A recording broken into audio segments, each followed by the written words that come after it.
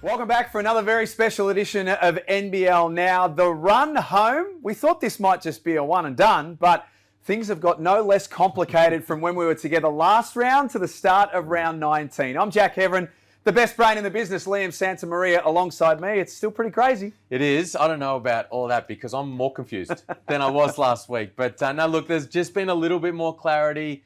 But it hasn't changed how hot the race is to these final playoff positions. We will get to our ladder predictor, the brand new feature on the NBL website as well. We'll get to that before the end of this show also. Quick refresher on how the ladder looks at the moment with 2 rounds to go, Liam. We've got Melbourne United who have clinched top spot. Perth have clinched a playoff position. They should finish second. And based off their wins on the weekend, Tasmania one step closer to locking away third. Yep, that's right. And Perth, so just one more win. And they've clinched that second spot. And I'm pretty much giving Tassie that third spot as well. So they're going to host that play-in game, which is going to be huge down there in Tasmania. So what does that leave us with? 1, 2, 3, 4 teams essentially for 3 spots. And the crazy bit is a lot of those teams actually play each other over these last couple of games. It's going to be a wild last couple of rounds. And a reminder as well of the new format for the play-in tournament and then also the playoffs as well. We're going to have a look at the different combinations. But Illawarra were one of the big movers last round to the point, Liam, where they could potentially be hosting 1 or maybe even 2 games during this playoff series. Yeah, and they might find themselves in that match against Tasmania if they can finish in that 4th spot and go bang, 1 win and they're in the semi-finals against Perth. So that was a huge win. Any time one of those teams, Illawarra, New Zealand, Brisbane, Sydney, play each other right now, the result just flips things for either one of those teams. And that's what happened for the Hawks this past week. Big fans of home games at the Gong recently. Had some great crowds. They could have some big ones during the play-in and playoff tournament as well. Let's go through the teams for the remainder of what's to come. Now, we won't spend as long perhaps on some as what we did last week. We'll start with the Southeast Melbourne Phoenix. Bottom of the table as it stands. 10 and 16 for the season.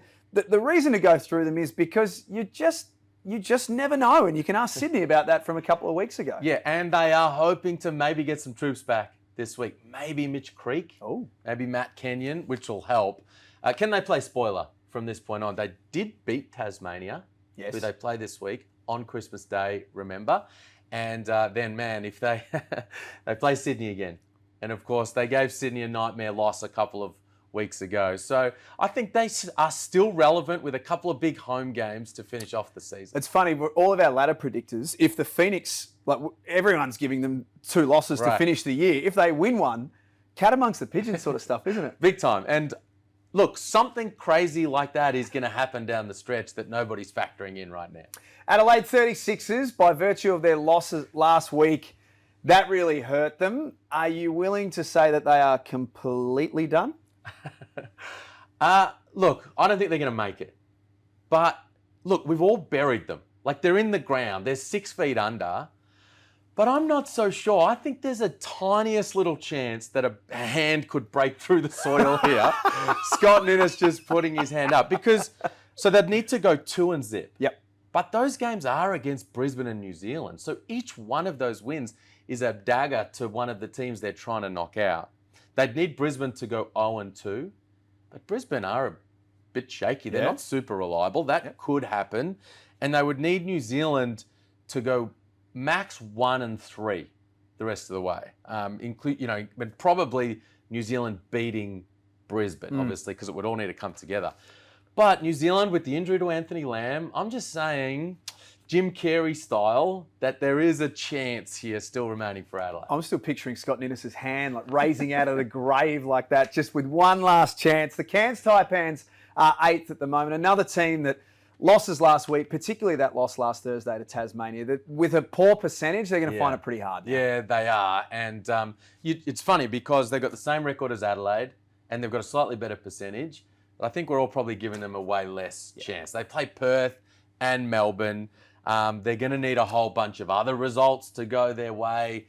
So, yeah, I think that loss to Tasmania for Cairns, as much as there's still a mathematical chance, I think that's the end of the road. But they're funny, aren't they? Like they could come out and bomb away and come away with a win against Perth or Melbourne. So you Still just relevant, never know. still alive. If Yep. you're a Taipans fan, continue to watch these games. Now it starts to get interesting from here because we've got the New Zealand Breakers' fabulous win in Perth last Sunday. That was a great performance. In control of that one. Again, we're talking about ladder predictors, Liam. When you fast forward to the end of the season, based on what I'm hearing and being told, a lot of people have got the Breakers making it. I've got them making it, yeah, despite the injury to Anthony Lamb, which is crazy to say. We're talking about this on NBL Overtime. All NBL first team. And yet we're saying, no, they're going to continue to power through. Now, not everybody feels that way. Some people are saying, oh, hold on, I reckon 1 win max out of their next 4, which might see them missing. So I think the reality is they need to get 2 wins. They've got a pretty healthy percentage. They've got 4 games, and they need to get 2 wins from those. Well, 2 at home, 2 are away. So they could potentially win both of their games in New Zealand, lose the 2 away games. One of them is to Melbourne United, and they should be okay. Parker Jackson Cartwright, Zylan Cheatham, my man Mantas Rupstavicius. Like, this is a squad that I think that's going to go at least 500 over these last 4 games. So when we talk about, we think that the Breakers are going to make it. A lot of people have got the Bullets as the one missing. Now, you might be Tom Hanks on Castaway here. You might be the very last person left on Brisbane Island. You and Wilson are going to see this one through to the end. Have you got them making it? I'm keeping the faith. And I messaged Justin Schuller last night to tell him that way, and he said, I'm going to reward you for doing that. So let's go the Bullets. They're going to need to go 2-0. Now, they're tough matchups, right? Like Adelaide have been playing well. And at New Zealand, who need to win. And we're just talking about the Breakers home games, weren't we? But I don't know.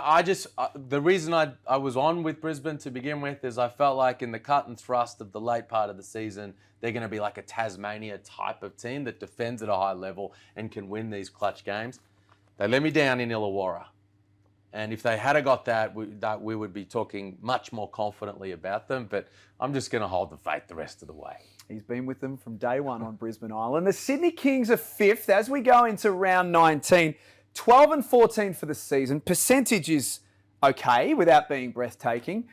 The hard thing to work out here with the Kings is which Sydney team's going to turn up. Is it the Sydney team who beat Melbourne United on their home floor a couple of Sundays ago?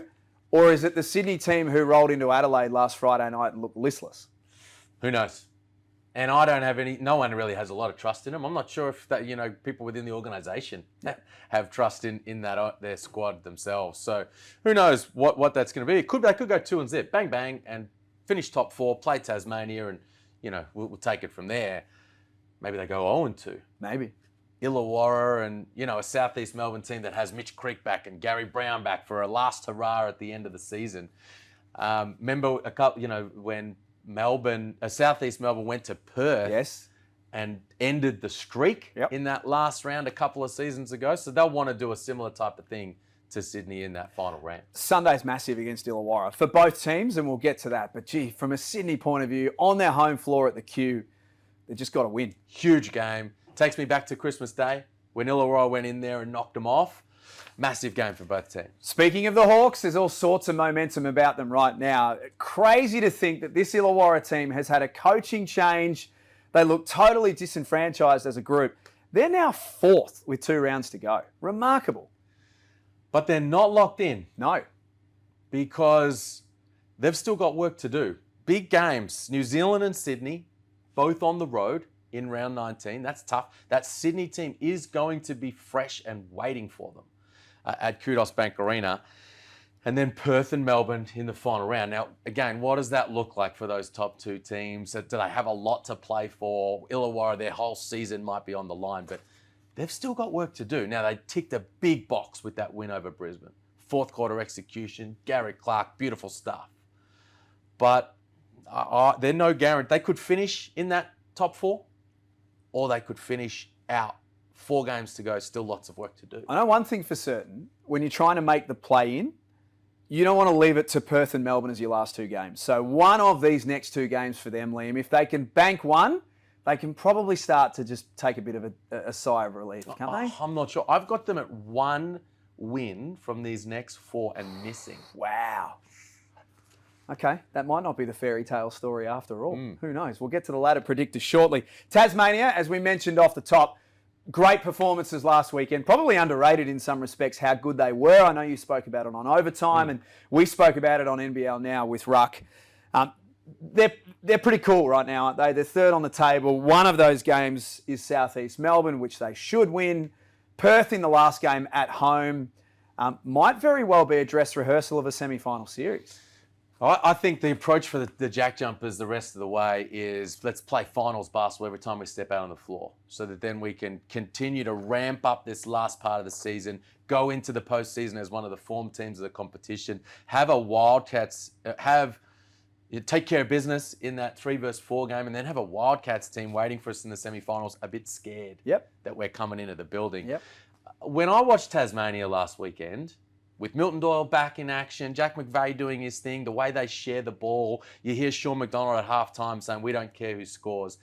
It reminded me of those beautiful San Antonio Spurs teams with Tony Parker and Manu Ginobili and Tim Duncan, Boris Diaw, who just moved the ball, played beautiful basketball. And if they can continue to play at that level, they are genuine championship contenders.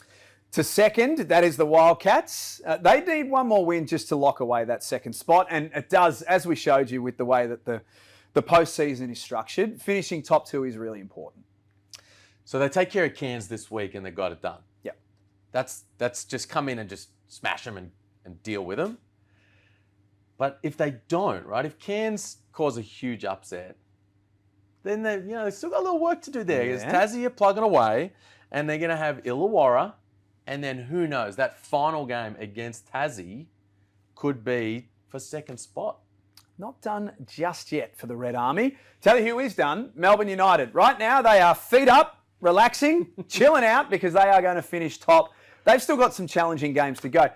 Liam, I think why it's relevant for Melbourne is I don't get the sense that they're going to flirt with form this year. I don't think that they're going to rest guys unless there's an injury concern. Obviously, I don't think the bench guys are going to play substantial minutes because they have been burnt by this once before. Yeah, I enjoyed that, by the way. The Reeboks got a little airtime, and I was worried you were going to tip over, but your balance is nice. I agree. Dean Vickerman has good experience with this on both sides of the coin. He's benefited previously from teams messing around, and he's also, had some experience of them resting players and maybe taking things a little easy, taking the foot off the pedal, like they did in Tasmania in the final round a couple of seasons ago, and then they got bounced out in the semi-finals. So I think they're just going to keep on keeping on. Maybe some more minutes and opportunities for guys like Flynn Cameron and Kyle Bowen down the stretch of the season. Make sure they're red hot and ready to go for postseason action as rookies in a pro league. But they're going to continue to be a tough beat. And a team like New Zealand and Illawarra, for example, Melbourne could deal them a devastating blow. And that's where they could flex on teams a little bit. By finishing top, New Zealand have to win. Illawarra have to win. They could just say, no, you're not coming to our gym and winning, and really send a bit of a statement to the rest of the competition. At the same time, we might arrive at those games and go, all right, this team, Melbourne, have not a lot to play for, and everything's on the line for their opponent. So we know in this league, if you're just a touch off the mark, you might get run over. Okay, so there's how it looks with 2 rounds to go. There are endless possibilities. And what you may have seen on the NBL website in the last couple of days is the brand new Mitsubishi Motors Ladder Predictor is live. It's a whole lot of fun. We've all spent far too much time on it in the last couple of days as well. So what we thought we'd do is have a go at this in real time and predict what we think it may look like at the end of the regular season, but also just highlight a couple of the combinations and the permutations that might change things dramatically. So, Liam Santamaria, we are in your very, very capable hands. You are the man who is going to decide all of these results, and we're going to see what it looks like at the end.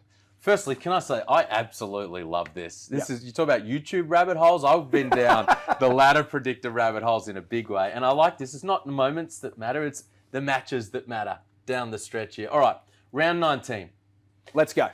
I've got New Zealand beating Illawarra. I'm still high on the Breakers. Okay. Huge game, though. Brisbane beating Adelaide. I feel like, I'm on the island. Tasmania, Perth, Melbourne getting wins here. The top 3 teams going bang, bang, bang. And then we've talked about how important this Freeway Series game is.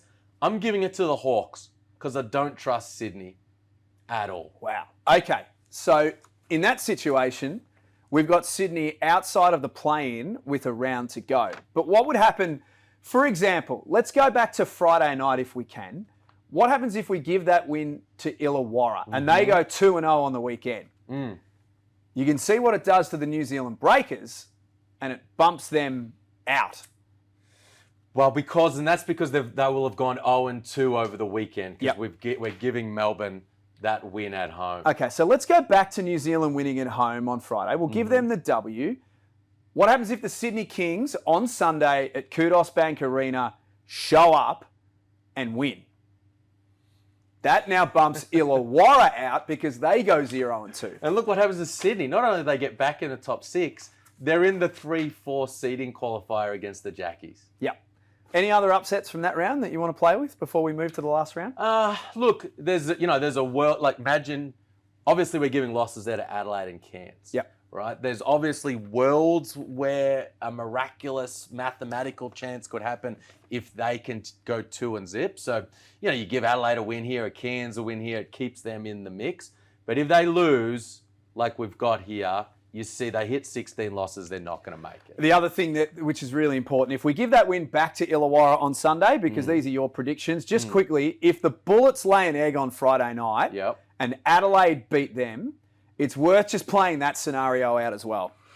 Well, Brisbane are going to need to go 2-0 to make it. So if they lose that, it's for me, it's all she wrote because of the poor percentage. And then look what you've got there. You've got the teams, obviously, if you get to 13 wins, you're feeling pretty good. But you've got the teams on 12 wins that are in at that point are the ones with the better percentage. And just keep in mind as well that we're not playing with margins here because that's a whole nother world. We're just dealing in wins and losses. So let's just quickly go back and give Brisbane that win on Friday night. That's how we think it's going to look at the end of round 19. Kings fans aren't going to like the look of that. Do you feel the same? Because that's what I've got. Yeah, I think the biggest change is potentially Sydney winning at home. But I'm with you. It's hard to know which Sydney Kings team to trust. Let's go to round 20. Oh boy, this is where it gets very, very interesting. Predictions from the top. Perth. I'm going with Brisbane. And let's come back to that game. Okay. I think it's a game changer. Melbourne, and then I'm giving this to Sydney. Revenge on Southeast Melbourne. Okay. Now, this looks kind of strange, right? They're all the away teams in that final round. But then I'm going Tassie to beat Perth because it's down in Hobart. Yep. Melbourne over Illawarra because they're the best team in the league, in my view. And then down the bottom, a little scrolling down, I'm giving New Zealand this win over Adelaide because I think New Zealand are tough. Okay, there's a lot to unpack here. We could be here for another hour. The first thing that jumps out at me, not that it matters too much in terms of the overall results as such, but there's a situation where Perth can go 0-2 in the last round. Sure. And form going into finals isn't ideal. But let's give them that win on Thursday night to start with. Where do you want to start in terms of playing around with results? Well, firstly, let's take the win off New Zealand in the final game. Can we just take that off without flipping it over? Okay. Because that's what it would look like as that game tips off potentially. Gee. With, New Zealand and Adelaide both out. And the win, if Adelaide had previously won, then they've got a chance to get, to make it happen, depending on what's happened with Illawarra. But it's all on the line for New Zealand in that final moment. Now, let's give them that win, but go back and give them the win over Brisbane earlier in the round. Brisbane are out, Illawarra are in. And that seems to be the popular view, isn't it? That Brisbane will go 0-2. Now, they can prove everyone wrong, but I think if you're a Bullets supporter, you can see the fine line here. There is no margin for error whatsoever. Yeah, and this is even with them going 1-1. Yep. But it's their percentage that would keep them on the outside looking in. Okay, so another couple of scenarios here that I wouldn't mind just investigating. What if Illawarra beat Perth to start the round on Thursday, but still lose to Melbourne? Because the reason I want to play around with that one, Liam, is because there's a world we live in here where it's Illawarra, Sydney, 5th and 6th, pick your order. Right. And you've got a freeway series game first up, but it's just a question of who hosts. Oh, I think I followed you there. But keep what you've got there and give that Brisbane win over New Zealand. And then now, even though we've got them winning against Adelaide in the final game, they're missing because of percentage. Now, of course, we haven't played around with percentage. That's right. That's the kicker here. So if any of these games end up as double-digit margins or big wins for teams that are right there in the mix, it could change the look of whether they end up in or out. And as we know, in that final round last season, it came down to the final shot of the year. Oh, I got a headache after all of this. So let's have one more go at this finally so that we can get your prediction with 2 rounds to go. So any of these results here that you want to flip back around so that we get the final standings? Yeah, so give Perth that win over Illawarra. On Thursday? Yep. And that's it. That's how I've got it looking if I have to predict. Yeah, I'm staying with Brisbane. So that's how I have a look. Now, people are looking at that and going, Liam, are you crazy? Not only you got Brisbane making it, you got them finishing 4th. Wow. But that's what happens if they go 2-0 for me, because their games are against Adelaide and New Zealand. So they deal those teams devastating blows.